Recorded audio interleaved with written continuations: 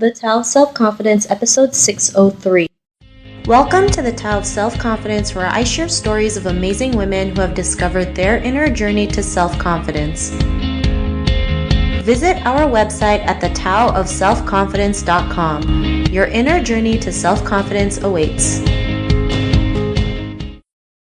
Well, hello, friend. Welcome to the Tao of Self-Confidence, where I share stories of amazing women who have discovered their inner journey to self-confidence. I'm your host today, Sheena Yap-Chan, and today I have a phenomenal lady on the show today. She is a fashion designer, and I'm really excited to have her on and share her story with us today on self-confidence. So without further ado, I'm going to introduce you to Kymberly Maitland-Smith. Kymberly, how are you today? Maybe you can fill in a little bit more about yourself to the listeners. Hi, Sheena. Good morning. So I'm Kymberly Maitland-Smith. I'm from Cebu, but I didn't really grow up here. I left when I was 6.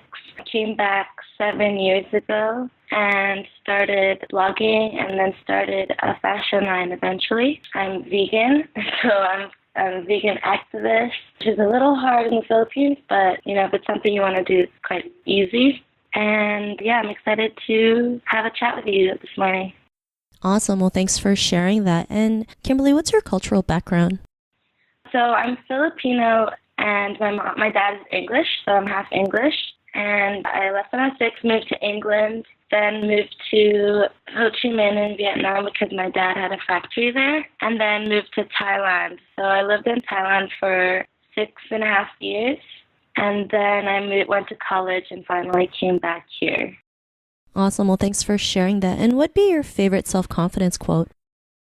My favorite, there's a lot, but one of them that really sticks with me is be you, do you, for you. Yeah, I really like that quote because it's easy to really lose ourselves being around people all the time and comparing yourself to others. So it's really important to be, who you are and to be true to yourself and to be yourself for yourself, like for no one else, because if you do change yourself for someone else, it just doesn't stick, and then it's not being true to yourself. It makes you unhappy. So, I really like that quote.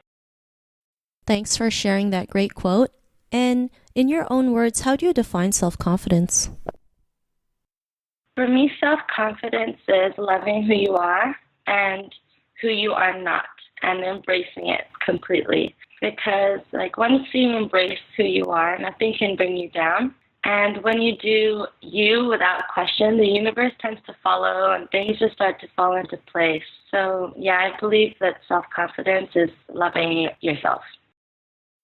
Thanks for sharing that. And I love that definition because when it comes to loving ourselves, we tend to love, the good parts, not realizing we also have to love the flaws, the mistakes that we make, like the total package, embracing who we are and just living life with the good and the bad parts of us. So thanks for sharing that great definition. And Kymberly, what was your life like before your discovery of self-confidence? Oh, well, moving from the Philippines to England, we went to an all-girls school. So it was really very different culturally as well.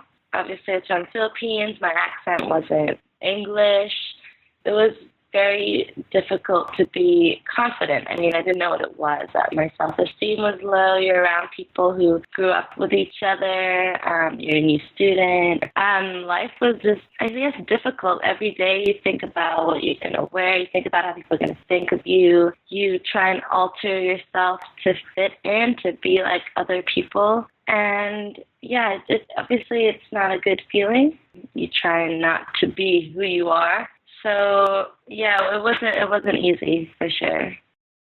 Thanks for sharing that. And, it's always difficult when we move to a different country, especially when you don't look like everyone else, right? We tend to wonder, why do we look different? Why can't we look like everyone else? And, and we try to assimilate to the cultures of other countries and still try to keep our culture at the same time, which can be challenging, right? But what was that point in your life when you realized you were more than enough to go out there and be who you are and, have that confidence? What was that aha moment? For me, it was actually when I moved to Thailand when I was high school. It was, seeing everyone who was so different. Everyone was so different, but I don't know, they were confident. So I guess I was looking up to more people who were confident about who they were, and that's what brought it out of me because I was like, asking myself if they can be who they are and someone will still be your friend, like they're still themselves. And then why can't I do the same? And also, when I moved back, there were a lot of Asian mixed race and all that. So I obviously felt more comfortable in my own skin. So that aha moment was definitely just being inspired by other women or other girls who were confident with themselves. It really brought it out for me. So yeah, that was really nice. That felt really good. And then I started being myself more.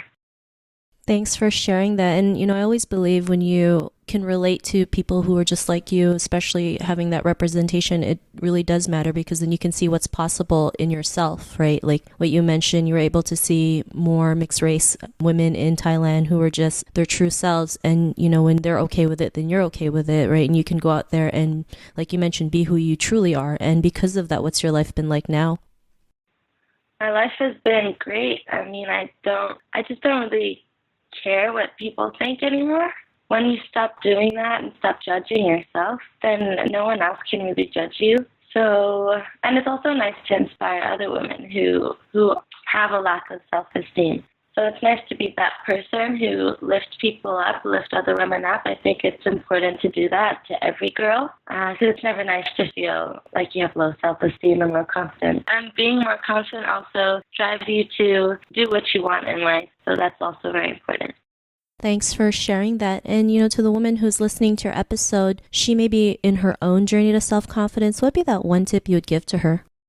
My one tip would be finding confidence within you. It doesn't really matter what you look like at the end of the day. I know a lot of beautiful women who still have lack of self-confidence. So I really think it's finding yourself within you and finding the strength within you to be yourself and not worrying about what other people think. Because once you drop that, you just start caring and loving more as well, and you attract those kind of people into your life and good, fun relationships as well. What you see yourself as, other people see you too. So it's important to find the beauty in yourself. If it helps to list down all the things you like about yourself, I think that's important to read that every day. It helps you to stop thinking about what you're not good at or what you don't have or what you don't like about yourself. And it brightens your mood every day to just know what you like about yourself. Yeah, I think that's important. That helps a lot. Awesome. Well, thanks for sharing those great tips. And if our listeners wanted to get to know a little bit more about you and what you do and check out some of your work, is there any links or social media profiles we can connect with? Yes, I have a blog called Solti Soul, and that's spelled SoltiSoul.com. I also have an Instagram page at Kymberly Maitland-Smith and my Facebook as well. I share a lot of my vegan recipes, my spiritual tips. Yeah, that's about it. Awesome. Well, thanks for sharing that. And to our listeners, if you want to connect with Kymberly, you can also head on over to the taoofselfconfidence.com and search for Kymberly's name. Her show notes will pop up along with everything else that we talked about. And I really just want to thank Kymberly for taking the time to share her story and tips with us on self-confidence. So thank you so much, Kymberly. Thank you so much for having me, Sheena. Not a problem. It was really great having you on the show. And to our listeners, be on the lookout for another new episode of another amazing woman's journey to self-confidence. And we'll talk to you soon. Bye for now. Thank you for tuning in to another amazing episode of the Tao of Self-Confidence. Get your free audiobook by visiting our website at thetaoofselfconfidence.com. Your inner journey to self-confidence awaits.